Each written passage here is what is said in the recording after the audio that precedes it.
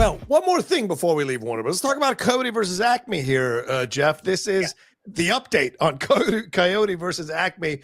Apparently, remember the last we left this particular film, it was being screened for people and for companies who were going to pitch Warner Brothers and pay $70 million to get it with no negotiations. Either you pay 70 or you don't get considered.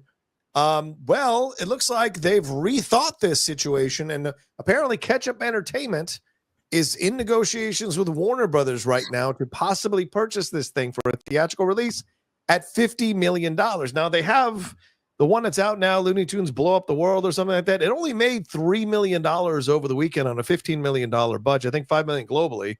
So, A, are you surprised by this turn in the Coyote versus Acme thing? And B, do you think this makes any sense for it to come out theatrically if this one, the one they have now, is not doing so well? I feel like this is all part of a larger play, is what I think. So am I surprised? I'm surprised that it's Ketchup Entertainment because I didn't think Ketchup Entertainment could pull off a deal like this. Like, you know, people are like, where did Ketchup Entertainment even get $50 million? Right. They do really small films they've done through their history. Yeah, but am I surprised? No, because we predicted this, John. We predicted this on the show in late December, where I said I predict that James Gunn will use his Superman clout. And again, I don't know if James Gunn is actually the one who pushed this forward or not, but I predict that this Coyote versus Acme will be released somehow. Yeah. So it wasn't entirely a shock. It's $20 million less than what they initially were asking for. That's what I was shocked by, that they backtracked by that large of a number. What was the tax credit that they were getting, right? Yeah, right. Like, basically, if they're getting a $1 more from Ketchup Entertainment than they would from the tax credit, then you do it, right? Even if you might even take a little bit less than what the tax credit would offer, just so you could placate the marketplace and keep audiences happy and the filmmakers, you know, like if you had to take $5 million less than whatever the tax credit was going to be. I don't know. But I mean, you know, tax stays in 2 weeks, right? Yeah, true. 2 or 3 weeks. So I wasn't surprised like see Warner Brothers finally do something before it had to make a decision. I've heard really good things about Coyote versus Acme, obviously, and not just from the people involved in the production. Right. A lot of people have compared it to Who Framed Roger Rabbit. But when I say that this is part of a larger thing, I heard last night from a source, and kudos to comingsoon.net for picking this up in the newsletter, because it proves that they read the newsletter. Okay? A lot of people just subscribe to the free version and they pull the headline off or whatever the fuck. Yeah. Comingsoon.net clearly read the newsletter because I kind of buried it in there that I was told last night they are looking to sell off the Looney Tunes. Completely. Warner Brothers, which may explain why they pulled it off Max.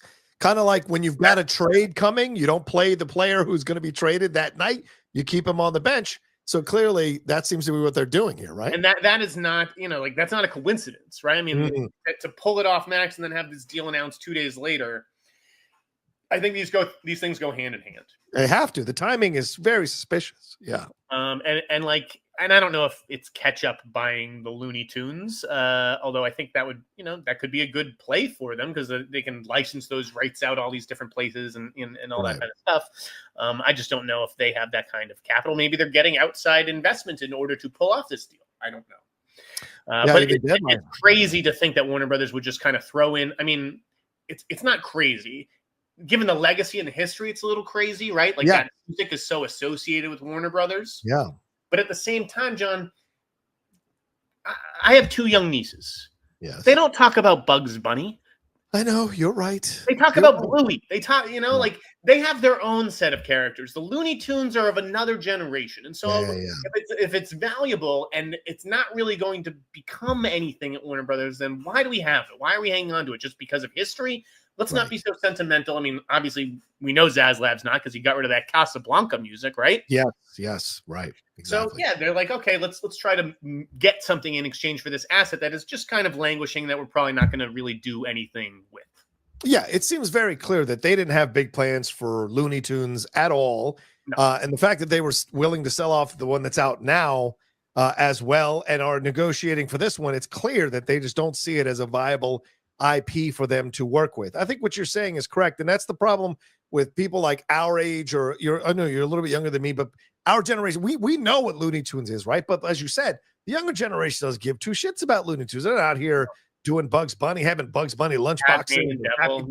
Yeah, none of that stuff. So they don't have it. And the voice actors who took over, they're good actors, certainly, but not the same magic as Mel Blanc and those lineup of actors. So it's nostalgia for those of us who are older, and that's why we get upset, we get hurt by it. But the reality, the business reality is Warner Brothers doesn't see a way forward with this, so they're happy to sell it off, maybe at a lower rate than they initially would have thought, and then boom, they're done with it, and Ketchup Entertainment can do it. But again, you got to find out who is funding Ketchup Entertainment to make these kinds of moves. That's the next mystery. Put Jamie on that mystery.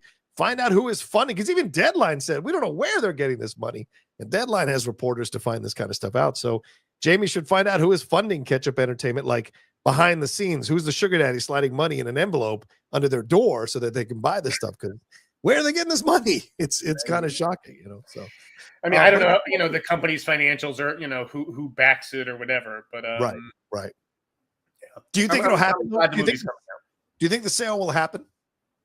The sale? It's not, yeah. Do you think they'll sell the act? Do you think it's going to happen? Because it's still negotiated, still in talks. Yeah, I do. Okay. It seems it's just like after, because listen, there's the first report and then there's the follow-ups, and the follow-up seemed very confident that the deal was going to happen. And that's, that's the trades going to the studios and asking, hey, is this true? And them being like, yeah, it's happening. All right. Well, let's see let's get your quick go to Stephanie Litz. Stephanie Litz says the Heinz family is secretly funding Ketchup Entertainment. That would be funny. They will get our Looney Tunes back. Well, you have to remove the Warner Brothers. And yes, my sources were like, just so you know, just because this movie is apparently going to see the light of day, don't expect Batgirl to see the light of day. No, that's done. That is absolutely sailed, because it's not even part of James Gunn's universe anymore. So why would they even do that? So yeah, it would be shocking to me that would ever come about.